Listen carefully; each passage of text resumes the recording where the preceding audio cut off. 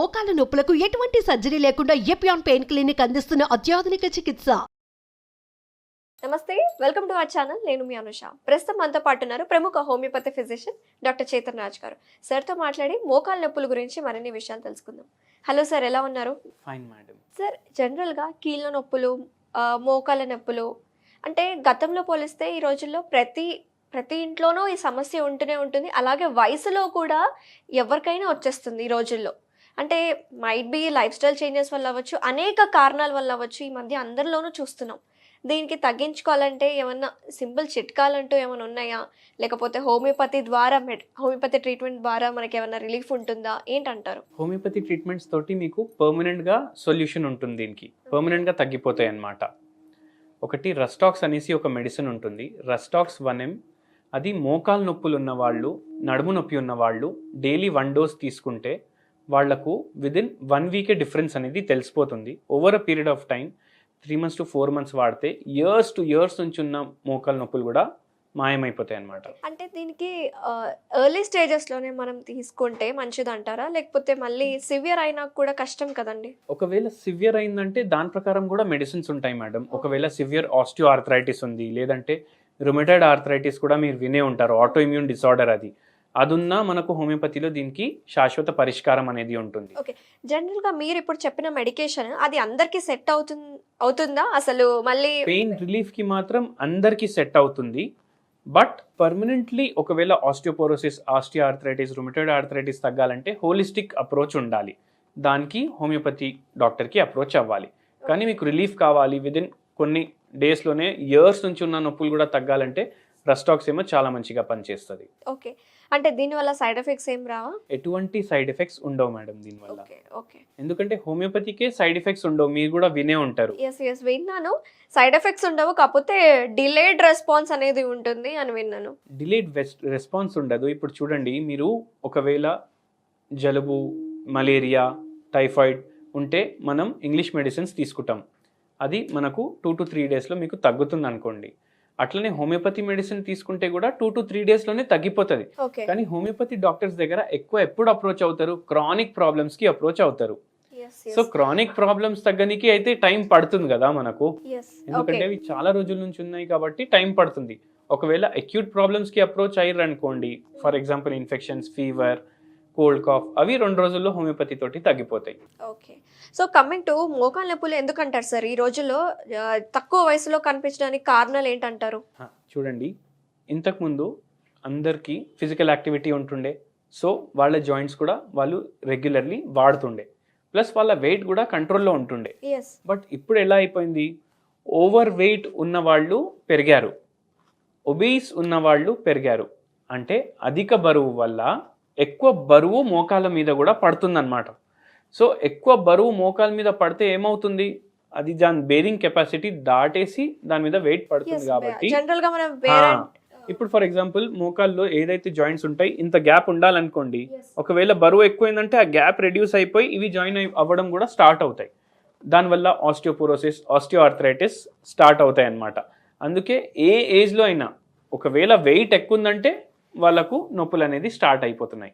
అంటే దీనికి ఫస్ట్ మూల కారణం బరువుని తగ్గించుకుంటేనే కానీ ఏ ప్రాబ్లం అయినా సరే మనం ఆటోమేటిక్ గా సాల్వ్ అయిపోతుంది అంటారు. సో బరువు తగ్గించుకోవాలంటే మరి దానికి ఏమైనా రెమెడీస్ ఏమైనా ఉన్నాయంటారా? మీరు రెగ్యులర్లీ టీ తీసుకుంటారా?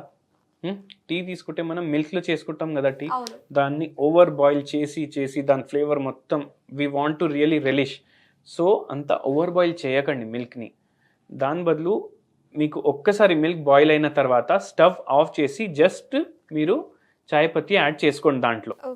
ఆఫ్ ఉన్న స్టవ్ మీద మీరు చాయ్ పత్తి యాడ్ చేయడం వల్ల ఎంత రిక్వైర్డ్ ఫ్లేవర్ ఉంది అంతే దాంట్లో వెళ్తుందన్నమాట. అండ్ ఏవైతే బ్యాడ్ ఫ్యాట్స్ మిల్క్లో ఉంటాయి అవి ఇంకా ఎన్హాన్స్ అవ్వవు, ఎందుకంటే ఎక్కువ వాటర్ ఇవాపరేట్ అయ్యే ముందే మీరు ఆఫ్ చేసేస్తున్నారు స్టవ్.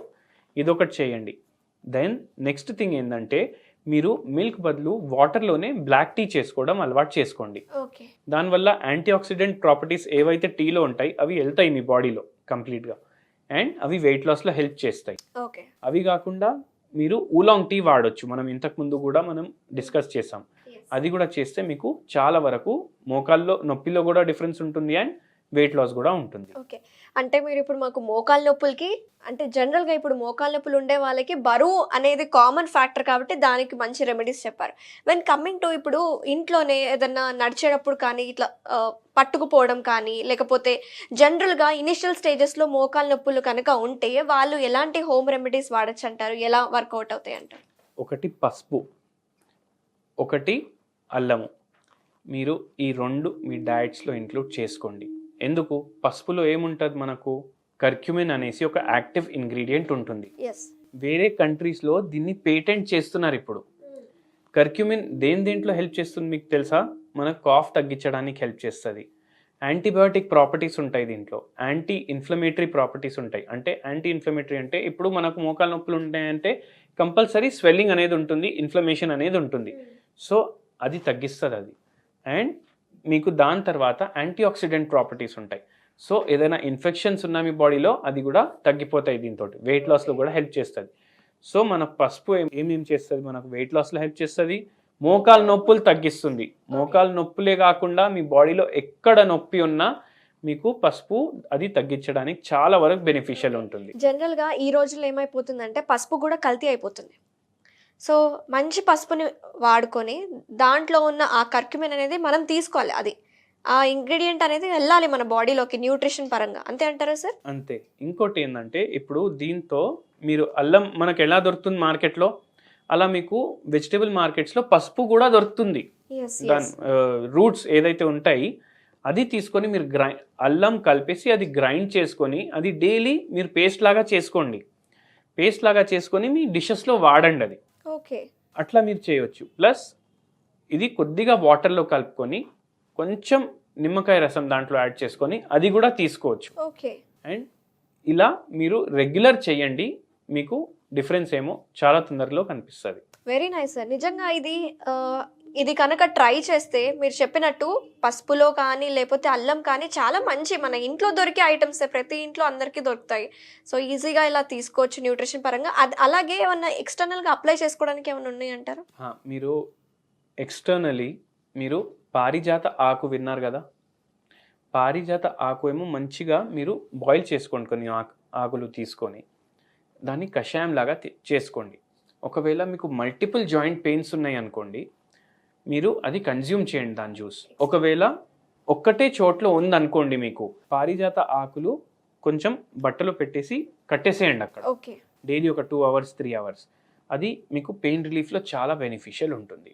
అండ్ పారిజాత ఆకు అది మీరు కషాయం లాగా చేసుకొని తీసుకుంటే కూడా అది బెనిఫిషియల్ ఉంటుంది. Thank you sir. చాలా డీటెయిల్ ఇన్ఫర్మేషన్ ఇచ్చారు. మంచి హోమ్ రెమెడీస్ మాకు ఈరోజు ఎక్స్ప్లెయిన్ చేశారు సార్. మోకాలు నొప్పులకి కానీ మీరు చెప్పిన అల్లము, పసుపు, అలాగే పారిజాతం ఆకు చాలా హోమ్ రెమెడీస్ మాకు ఈరోజు ఎక్స్ప్లెయిన్ చేసినందుకు thank you so much sir. నమస్తే.